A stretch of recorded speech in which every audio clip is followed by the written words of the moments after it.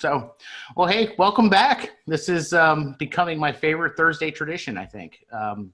Just having groups, a bunch of these conversations about, what church looks like now in this new reality. Which I hate that phrase, so pardon me for saying that. So, I'm Matt Steen, co-founder of Chemistry Staffing, joined today by a bunch of distinguished gentlemen.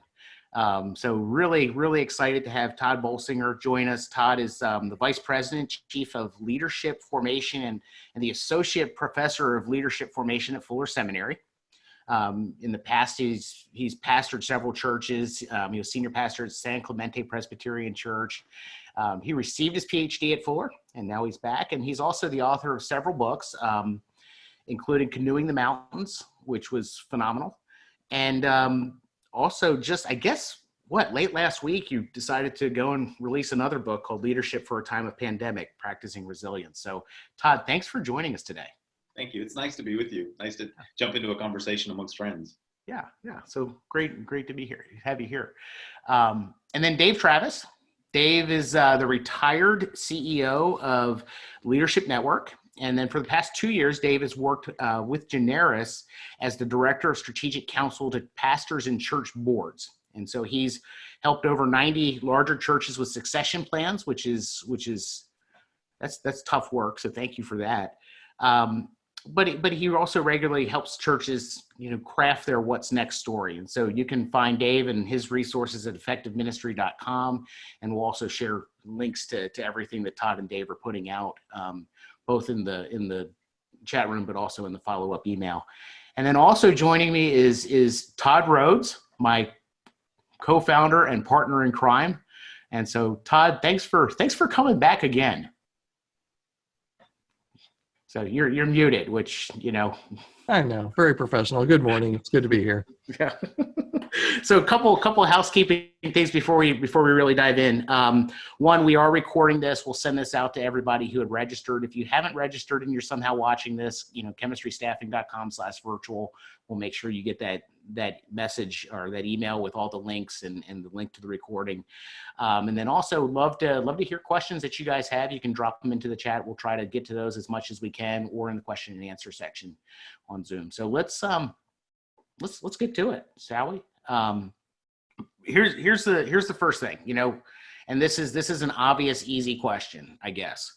So over the last 8 weeks or so, everything that we used to think of as being the essential church experience has just radically changed, right?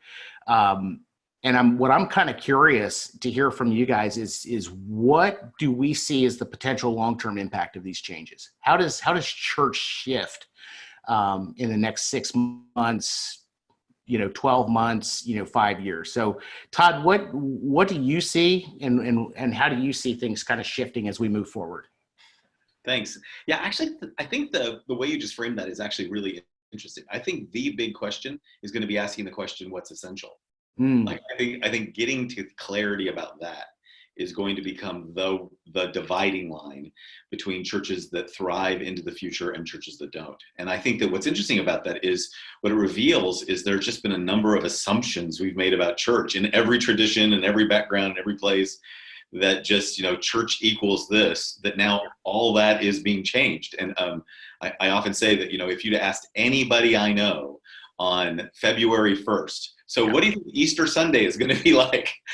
Whatever tradition they came from, whatever background, they would have probably described something like last Easter and the Easter services of their whole lives. No one would have expected Easter Sunday this year. And now that it's been done, it can't be undone. So now we're going to have these large questions about what is essential and what is not. And I think that's going to become like the kind of conversation that needs to happen. So what is essential? Is that a fair question to ask now, or is it still too early? Well, I think what it starts with is that for me, the whole notion of change is actually rooted. See, to me, this is interesting. All my work is on leading change, and change is actually a conservative process. Healthy change is a conservative process. It starts by starting with, what are you going to conserve? Like, what are you going to protect? That if you lose this thing, you lose your reason for being. And that's what's essential. What's essential is what's the thing that stops us? What's the thing that makes us say, well, there's no other reason to show up anymore. We're done. And what's happening at the moment, we're now beginning to ask those some questions about that. And so whether it's having, 100-piece orchestra and choir, which is what one church I preached at this last year had, or a smoke machine, which is what the exact same church had that I preached at a different service. But you start realizing none of those things are it. Like they weren't it before. So what are they today? So there is something, I think, about beliefs and practices. And one of the words that I've been dusting off is an old Catholic word called charism. If you think about different missional orders within the Catholic Church, like the difference between the Jesuits and the Franciscans, they're all within the Catholic Church, but they have a different charism, a different gift they give to the world. I think something about our values and our identity and our charism become really essential. And that's for every church writ large and every congregation. And when those things are discerned, then you can begin to actually start moving forward. That's strong. I love your line. Healthy change is a conservative process. Mm-hmm. I don't know that we think about that a whole awful lot. I mean, Dave, you do a lot of work with churches in change, right? And so I'm sure you see that as being conservative process. How do you help? How do we help churches go through this process of change and evaluating what really is essential and what sticks on the other side of this? Sure. So to go to Todd's point, healthy change is a conservative process. I use a lot in my succession process thinking and my change process thinking, the William Bridges concepts of every good change needs a healthy ending, a productive neutral zone, and a new beginning. And every church 8 weeks ago got a very abrupt ending to some things. And that's put us in this neutral zone period that everyone's become the great improvisation season, as I call it. And wandering around and figuring out kind of what are those essential things for our faith family and for our constituency that are meaningful, plausible, relevant to our community. And I think it looks different in different places. And I think what we found, so for example, most of my work is with very large churches, but I have attended for 36 years now and been a part of and been a leader at, a very small church. And one of the things that in recent years, the Wednesday night prayer meeting, which they also do twice a day on Wednesdays, they have like an 11 a.m. service, which has usually been for folks that don't drive at night. And then they do a service for those people who do drive at night. And the total attendance at prayer meeting was about 28 people. But since the pastor started doing it live on Facebook, we have over 200 people that participate in the prayer meeting. I would have never told you before this season that the prayer meeting hours were essential for our congregation. But now that has been one of the most meaningful times in the life of the congregation. And adapting that format and that process to that medium, has been very meaningful. And we'll see comments in the chat on our church thing from many people who have never been able to attend before, either because of age, health, or at work. They say, "I sure hope we continue this." Wow. So Dave, you said a couple hundred people are coming to that online prayer meeting? Yeah. How large is the church? On a great Sunday these days, 125 in worship. See, that's incredible. That's incredible. That, first of all, that never would have happened, right? If we weren't in this crisis. And then secondly, even if we knew this crisis was coming, we wouldn't have probably predicted that this would be where the best place would be. One question I want to ask you, Dave, and then I'd love to hear Todd on this as well. You mentioned, Dave, about those three different types, different phases of change, and you mentioned that neutral zone that a lot of us are in right now. Unpack that a little bit. I mean, how long? If I'm a leader, I'm thinking, okay, so I'm in this neutral zone. I've lived through the first part of it. I'm in this neutral zone now, and I'm trying to figure out what's next. How long should we expect this neutral zone to last? And what should we be doing right now so that we don't stay here for a long time? Yeah, I mean, the key to neutral zones, and really this is based on the work of William Bridges in the book Transitions. And so would point people there to be the expert on that kind of thing. But the more you can set out at least a framework of a map, and I'll go to Todd's excellent work, Canoeing in the Mountains. When Lewis and Clark were exploring off the map, they at least had a direction they were heading. They were headed towards the sunset because that was their task. And so I think in a neutral zone, you need to know that, hey, here we're going, what we're going for is a more thriving church for our next season, regardless of what that looks like. And so we're going to add things that we think contribute to thriving, and we're going to subtract things that take away from that kind of mission right now, or that kind of purpose. But then it's also managing the emotions around that, grieving the things that we've lost, but also encouraging and affirming those things that we've gained. Just like I was describing some of the comments on the prayer meeting chat, I've encouraged our pastor, and he's been doing this, to lift that up and say, look, hey folks, this is working. People are participating, people are engaging, people are praying more. And we're helping to guide their prayers. And so the more you can add steps and small things and affirmations along that neutral zone way, we will eventually get back to encouraging people to gather in person at our church. We're already beginning that process here in Georgia, but we've realized we've got to keep this online expression because we're reaching new groups of people that we wouldn't before, and having people lean into that. I'll let Todd, Todd in his, I haven't read his latest book about the pandemic kind of expression, but in some of his earlier works, he describes some of this very well. Mm-hmm. Yeah, so here's an interesting way to think about this. I love William Bridges' work. I've been shaped much more by Ronald Heifetz's work, but what I like about the notion is, think about this. The neutral zone, I think, is more and more, especially in a church, is actually not a times on the calendar. It's actually the state of the relationships. It's what Heifetz calls a holding environment.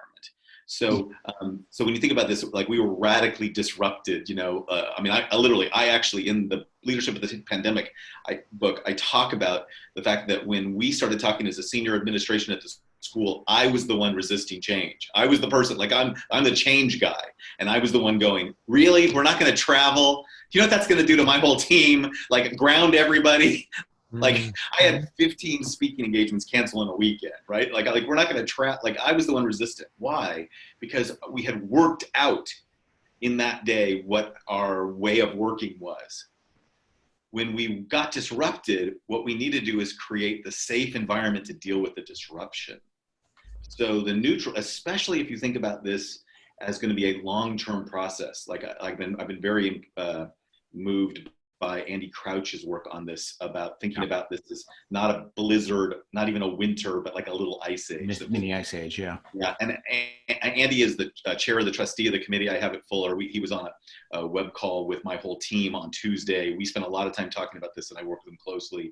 If we think about this as a mini ice age, where there's going to be different seasons, and it's going to take place in different ways. It'll be different in Atlanta than it will be in Pasadena.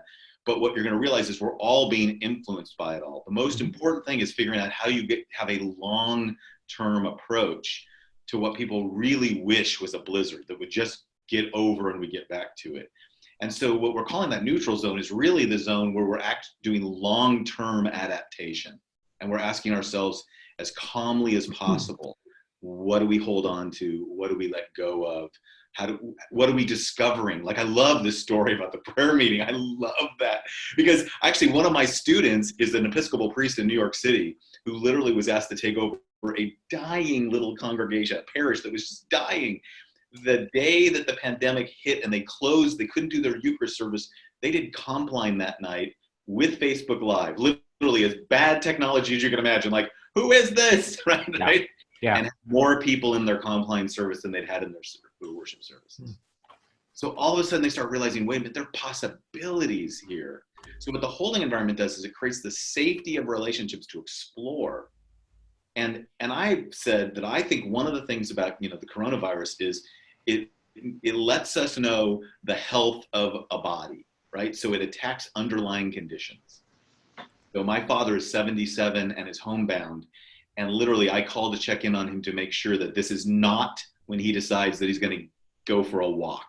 Like, his health, he has got too many underlying conditions, right? the churches are now discovering, we're asking ourselves some questions. What are our underlying conditions? What is our health?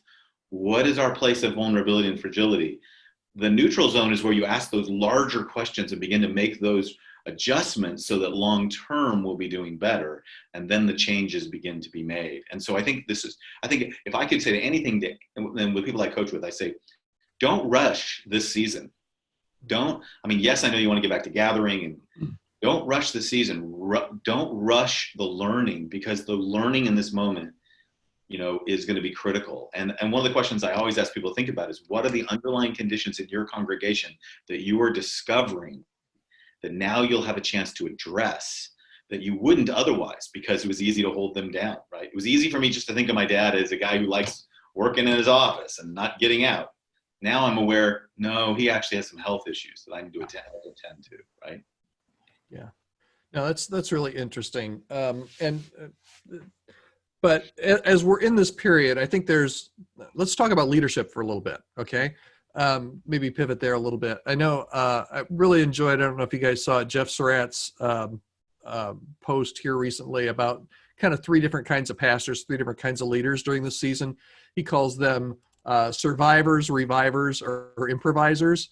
And the survivors, as Jeff puts it, are just those leaders right now during this period that they're struggling. They're trying to keep their head above water. Giving's going down, attendance is online is going down, and they're just trying to make it through. Revivers are those that are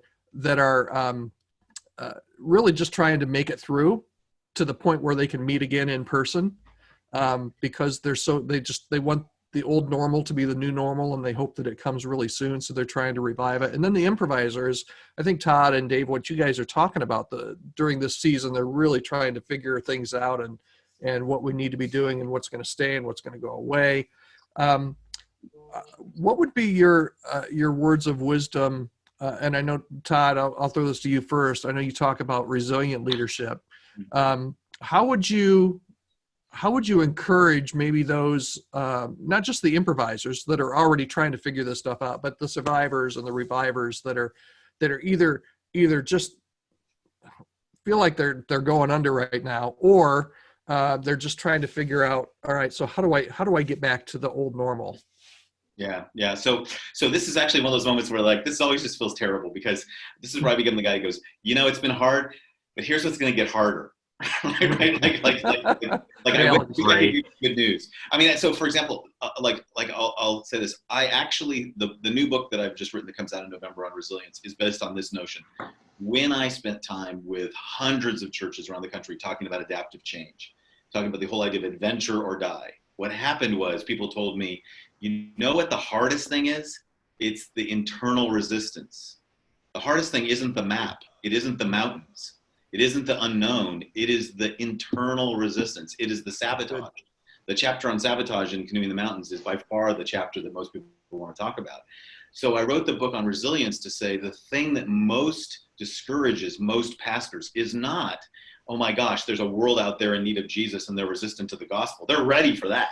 Mm-hmm. Or it isn't, oh my gosh, there's a bunch of neighbors out there who have needs and we've got to figure out how to meet those needs. We're ready to love our neighbor. What makes it hard is when you go, let's go, and everybody's going, yeah, but when do we get to have a choir again? Yeah. And that, I actually had one of my coaching clients say to me, it became the key thing in the book. Somebody said to me, look, Todd, I don't doubt that I can learn to lead change.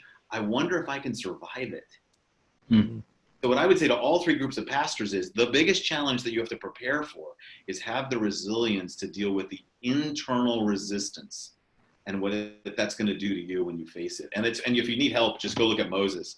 Exodus 14, 15, 16, right? It's just this picture of God at work miraculously and the people of Israel saying stuff like, they killed our children, but we had a good lunch. Maybe slavery's not so bad. Yeah. Right? Yeah. So I think that's the challenge for all 3 groups. And all 3 groups are going to figure out how to navigate those in different times. And when you're in the acute stage, the emergency stage, people bowing together. But when stuff starts to talk about bringing change, that's when people start to split. And and that's what becomes really, really hard. It becomes really important hey folks, it is important that we keep going and we keep being a congregation that witnesses to Jesus Christ. So let's have a long, hard conversation about what we're going to do no matter what will never change. And then, as Jim Collins says, you got to be prepared to change everything else. And that's the hard work. Yeah. Dave, any thoughts on? Yeah, so I'll take a little more engineering approach, of course, to this. And in the book, the little booklet that we've just released, we talk about the 3 F's you need to focus on right now. And that's what are our focus ministries. And so to Todd's language, what are the essential things that we're not going to let go of? And I say that, hey, your church needs to boil it down to 3 or 5, 3 to 5 things that we are really going to focus on, put 80% of our attention behind. And that's where you do get the disagreements. That's where you do get the conflict. What are the things that are our expression? This is a good excuse in some ways to extend the neutral zone, extend this season to so that we can work that out. I think it's better to do that in times of calm, and the times when you do have finances, the times when you do have some time to devote to that. What does that look like in each of the coming seasons? The different, what I call the next 5 calendar seasons. You'll see that in the little booklet. It's free, and I think Todd's put it up there where you can go grab that in the chat. And then what are our flexible staffing? When I say staffing, I mean the resources that we use to apply to the ministries when it comes to people. That could be paid staff, volunteer staff, part-time staff. Who are the people needed to carry out those ministries, those expressions of Christ's love that we're using in our church? And Todd said it well there. Hey, when are we going to have a choir again? We just, there were people whose essentially their job, their role in the church was to proclaim Jesus through song in a group setting. And we may not be able to do that. So how do we redeploy? How do we make something meaningful, plausible, and relevant for them to be redeployed into ministry in such a way? A lot of people have done some creative things there. I think that's great. But we have to also prioritize, hey, when it comes to our focus ministries, what kind of gets the priority of resourcing when it comes to people? How are we going to apply people resources to that? And then finally, what are our finances look like? I mean, just to get practical. And of course, generis, which I don't do the generosity coaching, but that's a big part of our firm's work, is what do our finances look like in this season? And how are we prepared for either a reduction of finances, or in many of our clients' cases, they've had a big increase of finances, but how do we redeploy that in such a way to give it the right focus, right attention, and how do we deploy that in relevant and redemptive ways here to serve our communities? There's 3 things that aren't going to change, or I hope don't change: your firm theological convictions. These are all F's. This is just so Todd Rhoades can remember them. Thank you. Our firm theological convictions, our flavor, kind of what's our culture and style. It still needs to feel like your church's style. You can't change that. And then our mission and vision. And I can't remember what my F is there, but kind of the format of our mission and vision. I don't think this is the time to be changing your mission statement or your vision statement, but how is that expressed in new ways during these next couple seasons? Something I've been wondering about, just kind of going through my head, is that so everybody, well, up until a couple weeks ago, when churches are starting to reopen, right now every church is kind of on a level playing field, right? So every church is local. Like, I can go to my church on Sunday morning, or I can go to Saddleback, right? And I could always do that before, but right now, and I'm starting to see, honestly, people that are becoming, it's American culture. We're church shoppers, right?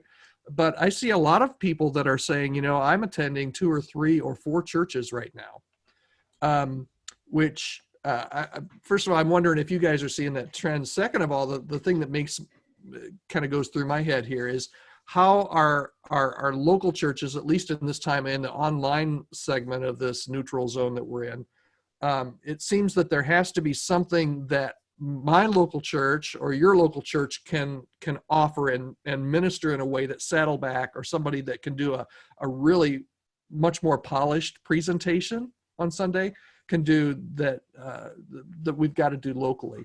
Are you guys seeing maybe some, and all this kind of happened, one more thing, all this kind of happening at the time where since Easter and Mother's Day, it seems like the online numbers, I'm seeing a lot of blog posts and Facebook posts about our online numbers are going down. Yeah. We're not able to engage people as well.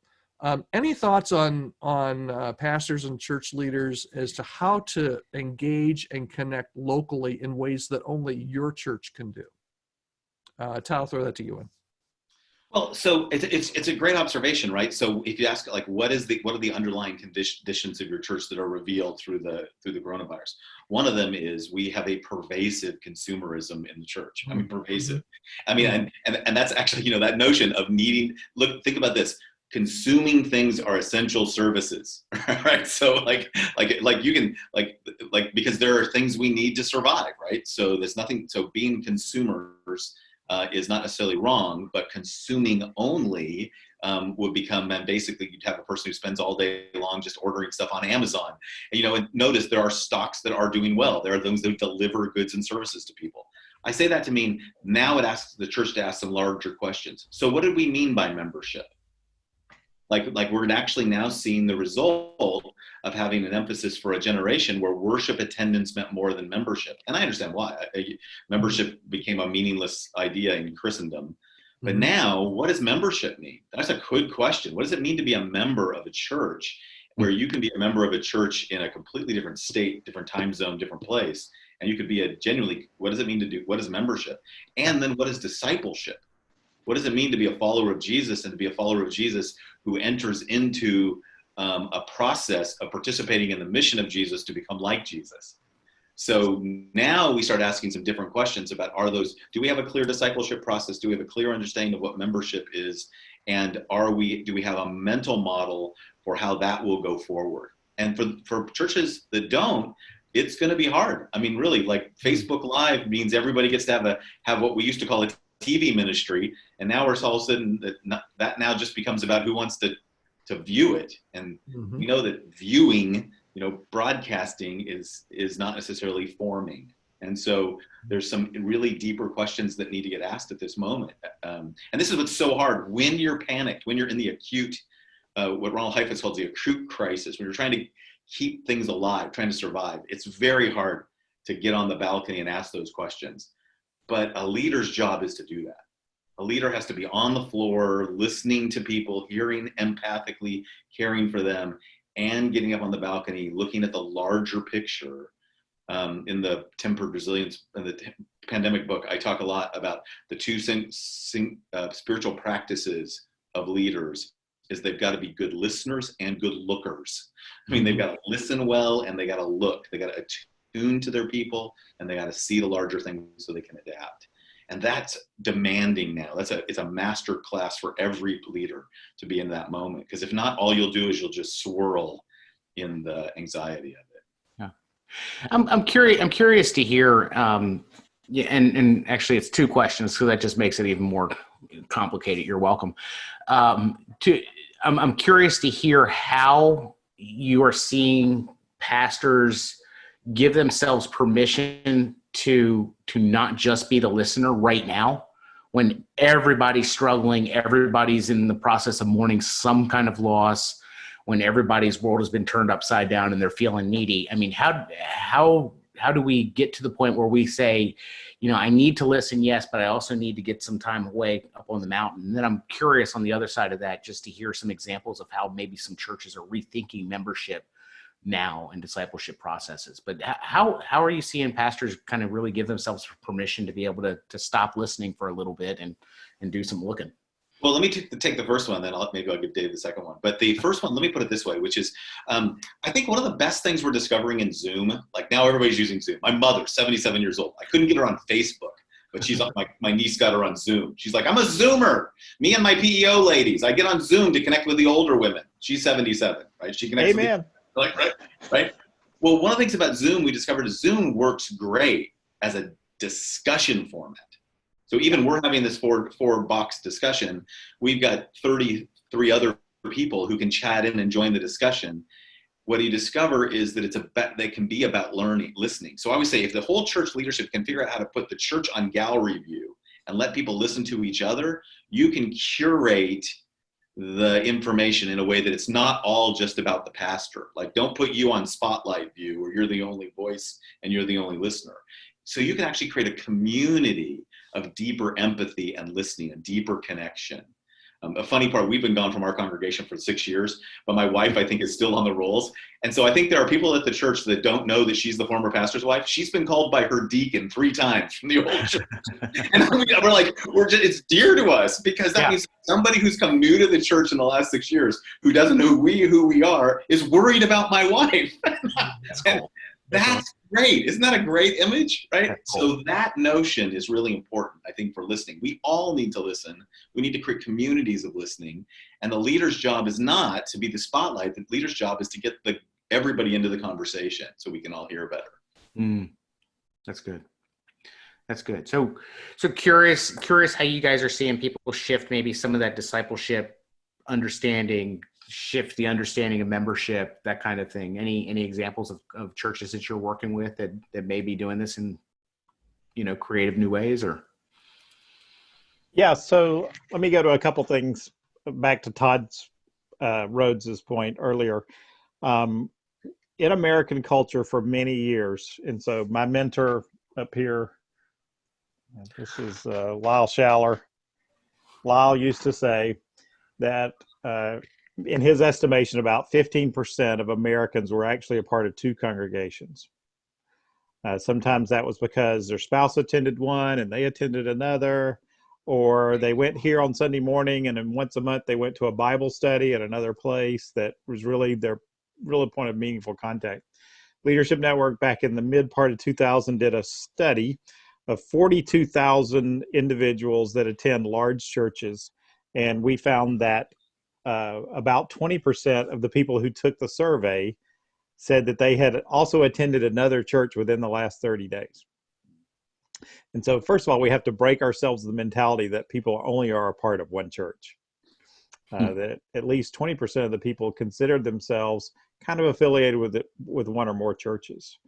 A lot of that comes from folks who were a part of a liturgical tradition or a high church tradition, and they just don't want to quite let go.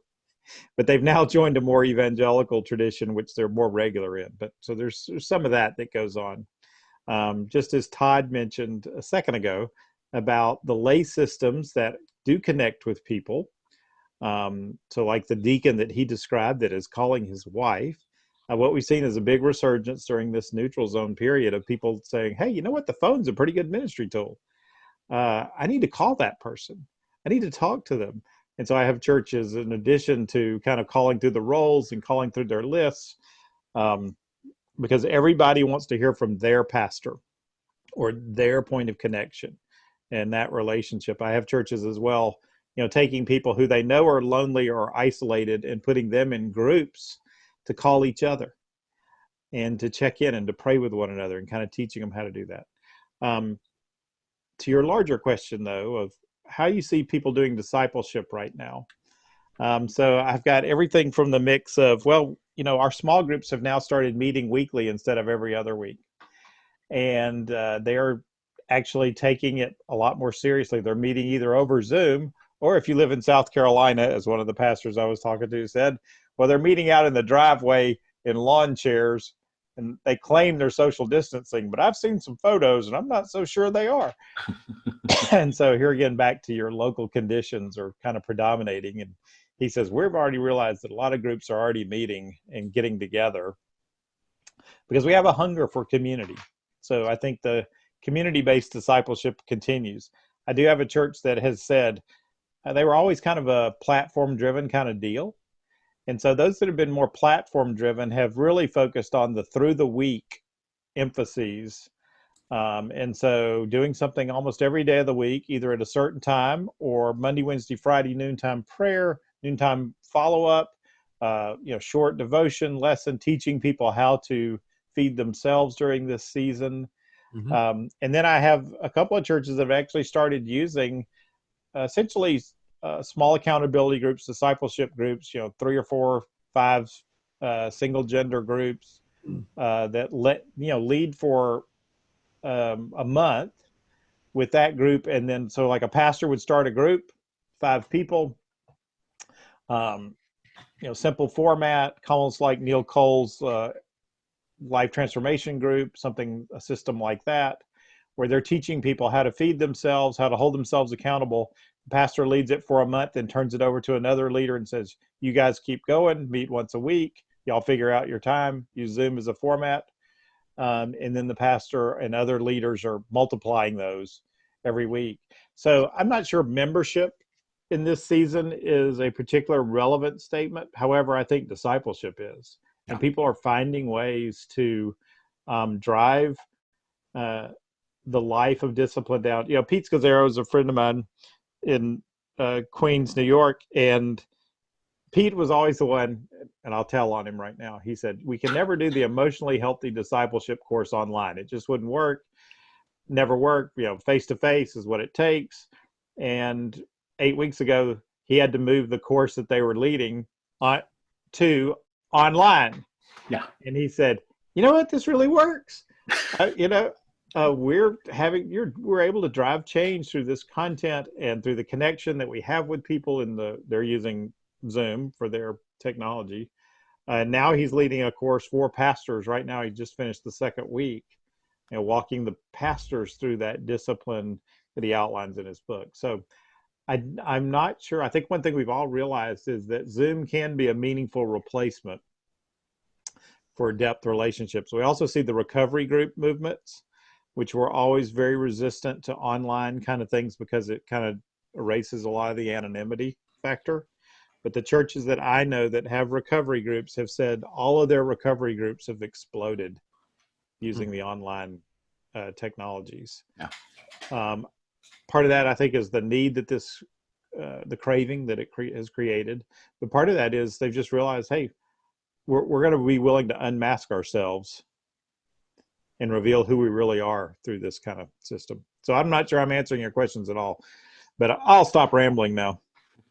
I can, it's interesting. I can add to that because what's interesting to me is to hear Dave's experience is so mirroring what we've experienced in the seminary and now has gone to the church. So I came to the seminary as to be the guy who basically said, how do we try to bring theological education out of the Christendom world into the post-Christendom world? What are the changes we're going to have to make? And what we realized immediately is you had to focus more on formation.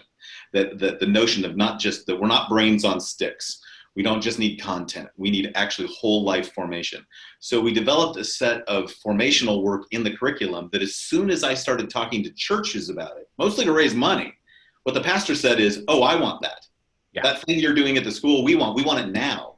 So we developed these things called fuller formation groups that basically are a hybrid process. So 2 years ago, we said, look, a group's going to meet every week online. It's going to meet every month in a small group. And if the small group is going to be a Zoom thing, then fine, they can. And once a quarter, they'll get together and they'll work together in a face-to-face environment. Well, now those groups are exploding. And that pedagogy, that way of forming people that is hybrid, that high-tech, high-touch, is now validated to be the lead way to teach. Like the future of education is going to be a combination of high-tech and high-touch. I think the future of discipleship is going to be a combination of high-tech and high-touch for exactly the reasons you said. And when you describe people who said we could never do it online, there's actually a whole website now that demonstrates that it's the quality of the teacher. That's just like in a classroom or something else, right? If your teacher is good at understanding how to work with people in an online environment, whether like this or whether in an asynchronous like forums or chats, that quality is just as good. There's actually a website called No Significant Difference. There's no significant difference between that and between a face-to-face environment. So that's going to be a radical reorientation. And there's going to be, I think, high tech and high touch together are going to be worked out, where people are going to want to have more closeness, but they're also going to want to get more content in terms of, and we know that content leads to connection. People get into a book study, not because they want to read the book, because they want to meet other people who want to read that book with them. So there's that notion of content and connection is going to be at the center of it. And so we're building everything. I'll put a thing in the chat here. next year, we're leading some cohorts on adaptive church leadership that are going to be completely hybrid. They'll have some in-person experiences. They'll have coaching in a Zoom environment. They'll have online resources. So a church can go through a long change process coached by people who are with them, who don't have to it's not just about how much, paying thousands and thousands of dollars for a consultant or someone to lead them through. It instead becomes a larger process. And almost all of our resources that we talk about are built in this model. This understanding that there needs to be an ongoing connection, and using both technology and relationship will be part of the future. That's really good to hear. And I think, I don't know, Todd Rhoades and I are probably breathing a little bit of a sigh of relief, because, when we launched this beast 3.5 years ago, we kind of came into it saying, hey, how do we marry the technology that's available in ways that traditionally were done totally on site? And this whole staffing, being a virtual first company, we're pretty convinced that you can dig in really deeply with people through Zoom, through the technology that's available. And to be able to, to hear some of how you're describing both in higher education, but also in discipleship, man, I think the possibilities for the church I think it's just absolutely ridiculous where we can take this in the days to come. I'll give you one more example. I consulted with, back in the early 2000s, I consulted with a group that does counseling for missionaries. They've been doing, and the whole goal is, when a mission agency puts a missionary in the field, it's the most expensive thing to get them in the field, right? Yeah. So to take them out of the field is hard. And if a missionary family is having a crisis, a child has a crisis or something, and you had to pull them back out of the field, it's really hard on the mission agencies. Yeah. So they started back in the 90s, early 90s, they started doing teletherapy, They paid for long distance phone calls to the missionary family. And what they found was this: if the missionary family had a relationship with the therapist, they had one time where they were together, then the quality of the therapy went up. So this organization started realizing, if you have relationships and you add technology to relationships, it's the best of all worlds. So when you think about that group sitting in a parking lot, sitting in a driveway, sitting in a circle, if the governor came in and said, okay, no more driveway things, they could all get on Zoom and the quality of their relationship will continue and even get absolutely better, right? So that's the key, is to keep thinking about both sides of that. Absolutely. In South Carolina, if the governor said that, they'd just shoot him. So. I guess that's one way to do it. Hey, I've got a question for you guys, and this kind of goes along with a question that Pat had. She says, does this mini Ice Age also provide new ground for identifying congregational strengths and assets in order to step into our community needs? Let me couple that with kind of where I'm kind of interested in hearing from both of you guys, because you guys have great minds. My question is, coupled with Pat's, is what do you think Christmas is going to look like? Okay, and I'm not talking social distancing. I'm not talking, are we meeting in line? Are we meeting in person? I'd love to hear what you guys think. What are we going to see more of? What are we going to see less of? And overall, I mean, are you bullish or are you bearish on the church moving forward? There's a whole lot of different directions you can go with that, and that's what I wanted. I just kind of want to hear kind of what's top of mind for you guys as we look, 4, 5, 6 months out. Let me answer Pat's question first that she's asked here, which I think is, if one of your 3 to 5 focus ministries is not in order to address community needs, you're going to lose. And not only are you're going to lose kingdom ground, you're going to, one of those areas needs to serve a real need in your community. Maybe that'll be done through a partner that you're partnering with. Maybe that, I think the big thing I describe in the book is moving consumer to co-laborer. How are you helping people co-labor in the ministry with you here as we serve our community? I have some churches that are right now and stepped into very early, organizing themselves in the villages to meet communal needs within their kind of neighborhoods and things. I think I talked about that last time I was here with you guys. But then I have also one of my favorite things. It's Thursday night. And it's time for Cooking with Tob in Denton, Texas, where Toby Slough and Cross Timbers will have a cooking show, and then they will feed. I think they said they're looking to feed 7,000 people tonight. Wow. Awesome. In a drive-through. You come here, you're prayed for, you get your food here, and this is all barbecue. This is typical Texas, kind of thing. I can't remember 7,000 or 5. It was a big number, and people will be driving through this process where they're prayed for. They get a card where they can put their prayer request on. There's no charge. They do take an offering. Hey, if you want to give to help support this ministry, and they're seeing great things happen there. But they also have what they call their Hope Center. Hey, if you need to go to Todd's point, if you need counseling right now, if you just need to talk to somebody, it's kind of included in that card. Hey, here's how you can call us, set a time. We'll reach out to you. This is, again, going platform to pastoral. People want that pastoral care during this time. I think I described the last time I was here, the church that has their coffee break with the pastor segment and opens up slots every week for people who want to register to have coffee, 15 minutes with a pastor just to talk things over. Todd, are you bullish or bearish on Christmas? That was your question. Or on the church in general. I think that those who take advantage of this season to move forward in mission and who will think creatively, I'm very bullish.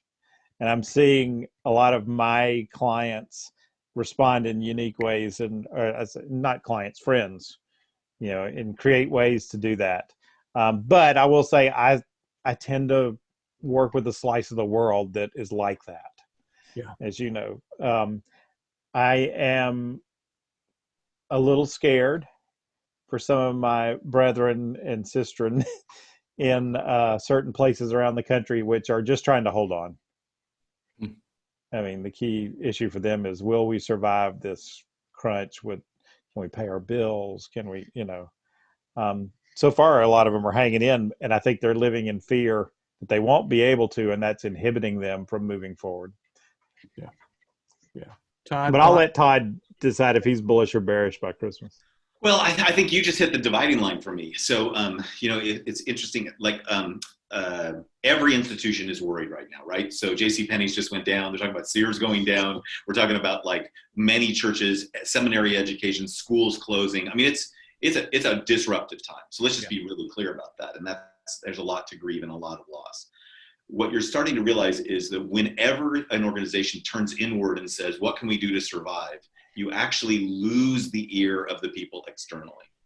I experienced this because I was brought to Fuller to be a person who's going to help it be innovative for the future. And when they gave me the responsibility for trying to figure out, we decided that decided that leadership formation is even more important than our degrees. We're going to keep offering things to students, but we're also going to take our resources and turn them out to the church for people who don't need degrees and don't need a debt, right? If they just don't need initials after their name and they don't need degrees, but they need our resources, we're going to try to make them available.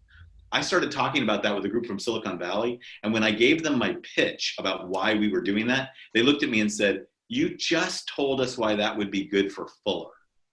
Nobody cares if that's good for Fuller. Nobody in the world cares if what's good for your organization or your church. What they care about, does your organization or your church care about them? Mm-hmm. And then he turns to me and goes, it's kind of like Jesus said about you got to love your neighbor is really important. And I thought, it's a bad day for the theology professor when the venture capitalist is reminding me of Jesus's words.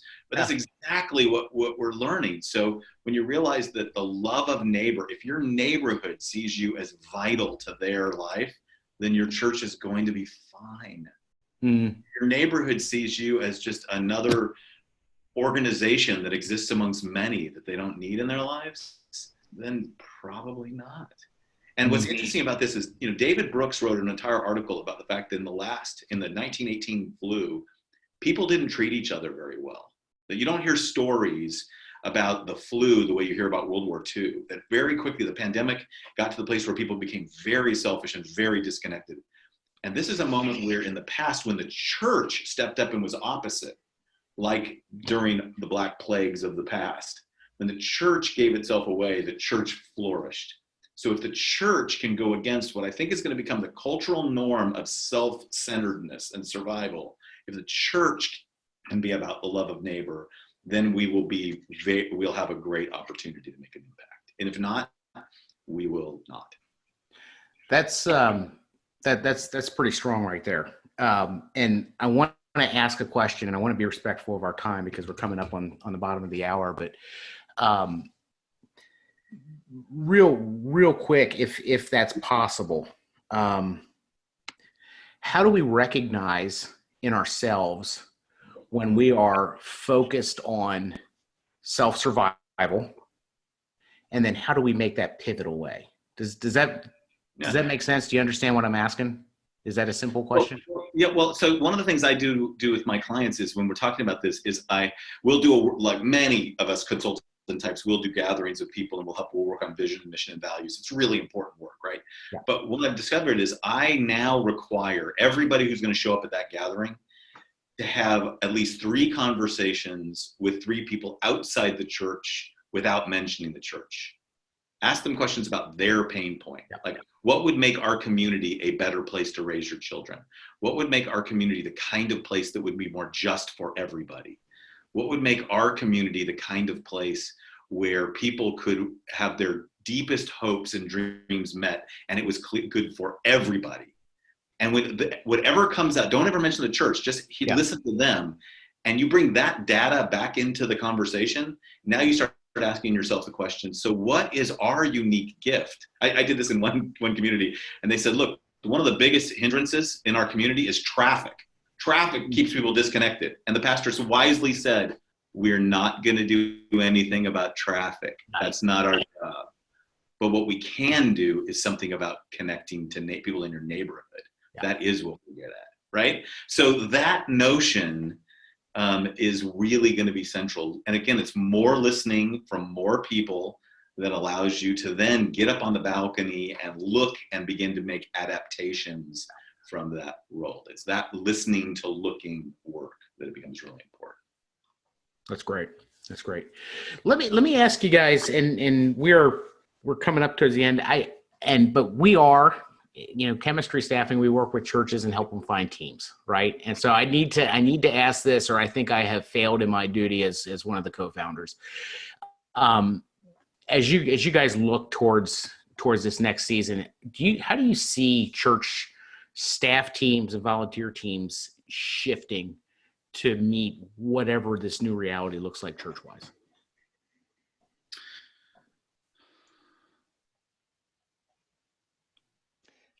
Yeah, so I'll throw it. Staffing people, so.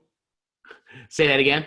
I said you guys are the staffing people. Yeah, I was going to let y'all give the first shot, but I will say that I think we're going to see, or we have the opportunity to focus on, here again, mission mobilizers, the 2244 people who work 22 hours a week, 44 weeks a year, who will do that for either volunteer or very small remuneration, as long as it's an official kind of staff role. I think we have a huge opportunity here. I think those roles can be creative and outside of what we would normally think of as kind of our traditional church staffing roles. I do think that we are going to see those that were focused on performance and weekend things. Either your job has to be much bigger and much broader in developing people and pastoring people, or that job is just not going to be seen as valued as it was. We went through this season, especially in large churches, for the last 2 decades, really, where we're very focused on platform and what happens on the weekend, and putting a lot of staffing, energy, money, resources into that. And now who we're evaluating are the tech folks, the communication folks, all those people that are making it happen on a day-to-day basis. That's a quick answer. Yeah, that's great. Any thoughts, Todd? Well, I think the biggest part about staffing is to recognize that staffing itself is not one of the things that are necessary. The staff positions are not necessarily essential. I think every church is going to ask ourselves the question, if we do zero-based budgeting, I think we're going to need to do zero job description planning. We're going to need to start over and say, if this is the team of people we have and our mission is this, it might mean adjusting. So I think there's a whole lot of churches who have really talented people who some of those roles, one one of my clients said, look, my nursery director is one of the best Christians I know, but we're not going to have a nursery for the next 6 months. So we basically said to her, could we use your gifts in another place in the church? You're great at loving on our children. We don't have children sitting here, but we don't want to lose you. That's going to be critical. So I think for all of us, we're going to end up having to be way more flexible about job descriptions and way more focused on our mission and our calling. Yeah, no, I think that's good. I think there'll be a lot of people changing seats on the bus, which I think is not necessarily a bad thing. Another thing that we're starting to see, Matt and I here at Chemistry, and we've had some churches actually start talking about this with us, is, a few weeks ago it was, how in the world am I going to manage my staff virtually, because they're not able to all be in the office and they're all kind of spread out all over. And now the conversation is, how can I do that? Because they're figuring that part of it out. And some are figuring out that actually works really well in some positions. We think that there may be a trend, it's still early to tell, but we think there may be a trend to churches being able to hire some positions virtually, that will allow them to hire different types of people, maybe more equippers that can help train and strategize and work with key volunteers in different areas of ministry. Partially that I think is going to happen because just the new reality of, no, this is actually something that's now a little bit more acceptable, combined with maybe on the other side of this, just some budget tightening and having to relook at budgets and how much we can allocate to staffing and those kind of things. So, Matt, I mean, those are kind of some of the things that we've talked about, and those are kind of the conversations that are being initiated with us actually, as pastors and church leaders are looking at what their staffs are going to look like, 6, 8, 12 months out. Yeah, and we're actually going to spend a good bit of time next week and in next week's webinar, kind of talking about what are those trends that we're seeing and how do we see the staff team shifting in this next season. And so if you want to check that out, it's chemistrystaffing.com/virtual. But hey, we are coming up on time. So Todd, thank you so much for being with us. Dave, we greatly appreciate y'all's wisdom. Thank you guys. Hey, Matt, can I just mention, I mean, my calling is about forming leaders. So can I just mention the text thing I put up there? If folks will just text the word uncharted to 66866, just uncharted to 66866. There's a bunch of resources my team has put together, and they would love to be able to serve your folks. So I need to make sure I throw that in there. Yeah. No, that's great. And we will send all of that out in our follow-up email with the recording tomorrow. So thank you guys. Greatly appreciate your time. Thank you for joining us yet again. And y'all stay healthy and just have a great weekend. Great. Thanks.